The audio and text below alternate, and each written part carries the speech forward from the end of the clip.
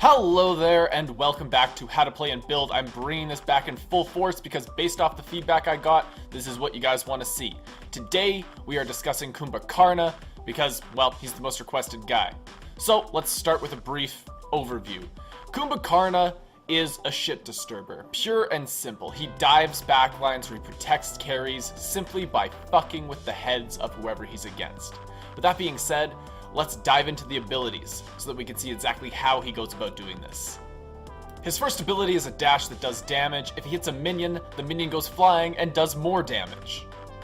So for his second ability, he strikes the ground and roots everyone in front of him, and then his third ability is a mighty yawn, so basically everyone in a circle gets mesmerized, but what's special about this mesmerize is that if it's broken early, opponents get slowed and have an attack speed debuff for about 2-ish seconds after. And finally, his ultimate, Kumbhakarna charges forward and he's CC immune during the charge, but if he hits some god, they fly up into the air and then plummet back to the surface. The whole thing does a lot of damage, but importantly, it keeps them out of the fight for a long time. So with that out of the way, let's go and dive into a good starter build that covers most circumstances that you'll be up against in both casual and conquest game modes. So I have tried a lot of Kumbhakarna builds, and the only thing that works consistently is building him full tank and then just diving and CCing and protecting, basically getting as much CC off as possible all the time. So if I'm playing casually, I am starting with both the Warrior's Blessing and then I'm trying to build into Stone of Gaia as soon as possible. I still think Stone of Gaia is insane, even if they don't necessarily have knockups on the enemy team. That sustain that you get from the item is actually just too much to handle. It's awesome. However, when I am playing Conquest, you never really find Kumbhakarna anywhere but the support role, and in support I am typically starting with Guardian's Blessing, and then I'm still building the tier 1 of Stone of Gaia, but that turns into something a little different later on. That being said, my mindset for when I'm playing casually as Kumbhakarna is to build as much CDR as possible while being tanky so that I can just CC the living crap out of people. So, that build is as follows. So in casual game modes, I always, and ignore what you see on screen, because now I always build into Stone of Gaia first. It's an important first item. It just makes you so that you can sustain in fights. It's really important. But then after that, I'm building into CDR boots, then Breastplate of Valor. Then since Stone of Gaia is already complete, I am going to build into Void Stone because now's about the time when I need some magic protection. Plus, since I'm constantly diving or protecting, that aura is always at work. Then to finish up my casual build, I am building Spirit's Robe and Mantle of Discord. Both those items give hybrid protections, and both of those passives are very important because you're going to get CC'd a lot. So for Conquest, my build is a little bit different. That's because you don't get as much money in Conquest, but you still need to be tanky. But there's a lot of crossover. So let's dive in. So instead of Stone of Gaia, I am rushing to get the Gauntlet of Thebes. This is a support item true and true. Basically, you have to stack it up by getting assists on minions. You don't get that in any other lane.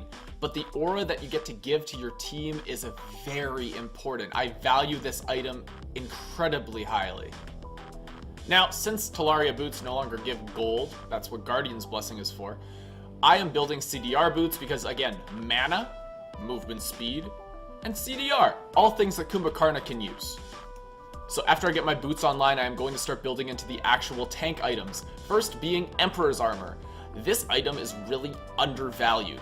At least I find it's undervalued. No one really picks it up, and I don't know why. It's insane. And the sooner you get it online, the more you're going to be able to use the passive because more of your towers are going to be up. Next, I build into Spirit's Robe because honestly, you still are going to get CC'd a lot, and that 15% mitigation thing is insane. You need it. Then after that, you want some magical protection, so to balance yourself out per se. And honestly, a really solid item for you to pick up as a support is the Shogun's Kasari. It's so important, it gives an attack speed buff to everyone around you. This, along with Emperor's Armor, makes your tower pushing quite insane. Then to finish up my Conquest build, I would also build into Mantle of Discord because it's a luxury item, so you can afford to build it last. And then that passive is really good. So that's how to play Kumbhakarna, that's how to build Kumbhakarna, but when should you pick Kumbhakarna to make him the most valuable for your teams? So as Kumbhakarna, your focus is to put people out of combat for as long as you can stand it. right? So he has that mesmerize. 3 seconds. If he gets a full mez off on someone, they are out of combat for 3 seconds. His ult puts people out of combat for a couple seconds. He is designed to make carries not do their job. He's designed to make junglers not be able to kill carries. He can protect. As a very specific scenario, I find that Kumbhakarna is an amazing counter to Kali. Why? Because of everything I just said. He can push her up into the air. He can mez her. And if that mez gets popped early, she has no attack speed.